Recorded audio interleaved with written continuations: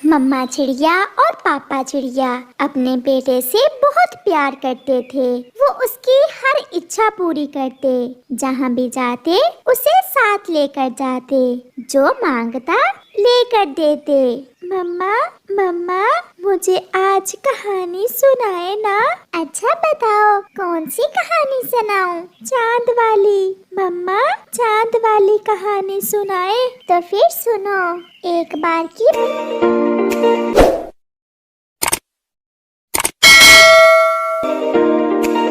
बात है, चांद पर एक बूढ़ी अम्मा रहा करती थी। एक दफा बूढ़ी अम्मा बीमार हो गई। वो अपनी दवा लेने के लिए सूरज चाचा के पास जा रही थी। मम्मा फिर क्या हुआ? फिर हुआ यूं कि जैसे ही बूढ़ी अम्मा चांद से उतरी तो उसका पाँव फिसल गया और वो सीधी जमीन पर गिर गई। वो एक पेड़ पर गिरी थी, इसलिए उसके चोट नहीं आई थी। उसे कुछ समझ नहीं आ रहा था कि वो क्या करे। फिर उसे पास ही एक घर नजर आता है।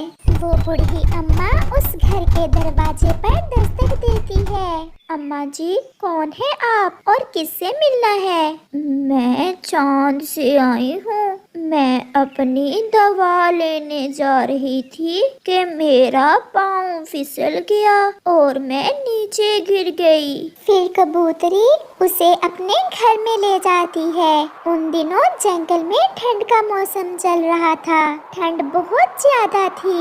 बेटी, यहाँ तो बहुत ठंड है। क्या आपके पास ठंड से बचने के लिए गरम रज़ाई नहीं है?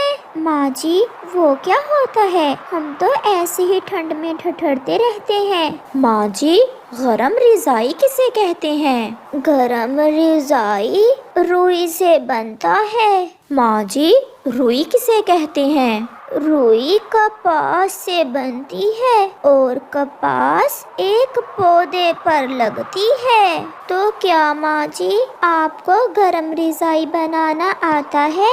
तो और क्या, मैं चांद पर यही काम तो करती हूँ। कल सुबह आप कपास ले आना और मैं आपको ठंड से बचने के लिए गरम बिस्तर बना कर दूंगी। क्या आप कुछ खाएंगी?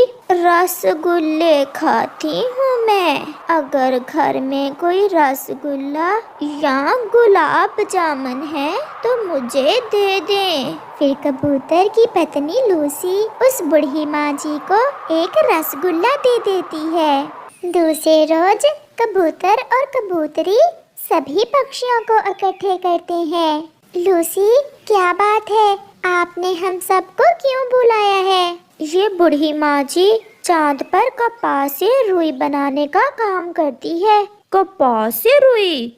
वो किस लिए? ताकि चांद के जीव ठंड से बच सकें।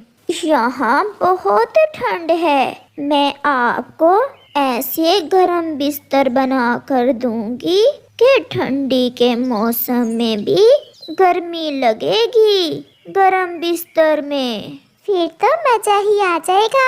हम तो ठंड से मर रहे हैं। चलो अब जल्दी जल्दी कपास ढूंढ कर लाएं। आप कपास लाएं और मैं अपना चरखा ले आती हूँ। फिर बूढ़ी माँ जी अपना चरखा लेने चांद पर और पक्षी कपास लेने चले जाते हैं। रुको रुको, यहाँ रुको। मुझे बूढ़ी अम्मा ने बताया था कि नदी के पास मिलेगी हमें कपास। फिर वो सब वहाँ रुकते हैं। वो देखो, सफेद सफेद फूल, यही कपास है। हमने कपास ढूंढ ली। फिर चिड़िया, कबूतर, कबूतरी और कौवा वहाँ से कपास लेते हैं और वापस हो लेते हैं। बूढ़ी अम्मा भी अपना चरखा लेकर आ गई थी। फिर वो अपना चरखा घुमाती है और कपास से रुई बनाती है, जिसे देखकर पक्षी बहुत हैरान थे। मम्मा, क्या फिर बूढ़ी अम्मा ने उन्हें गरम बिस्तर बना दिए? हाँ, सब पक्षी अपना अपना गरम बिस्तर बनवा लेते हैं और बूढ़ी अम्मा अपना चरखा लेकर वापस चांद पर चली जाती है। मम्मा, क्या ये गरम बिस्तर उसी बूढ़ी अम्मा ने बना कर दिया था? कुकू बेटा, जो बिस्तर बूढ़ी अम्मा ने मुझे बना कर दिया था वो तो कब का खराब हो गया। जब बूढ़ी अम्मा कपास से रुई बना रही थी तो हम सब पक्षियों ने सीख लिया कि रुई कैसे बनाते हैं। अब हम सब खुद ही अपने अपने गरम बिस्तर बना लेते हैं। मम्मा, गरम बिस्तर में लेटकर कितना मजा आता है। अगर वो बूढ़ी अम्मा चांद से ना गिरती फिर तो हम ठंड से ही मरते। कुकू, जो कहानी आपको आपकी मम्मा ने सुनाई है वो सब झूठ है। परंतु कुकू गहरी नींद सो चुका था।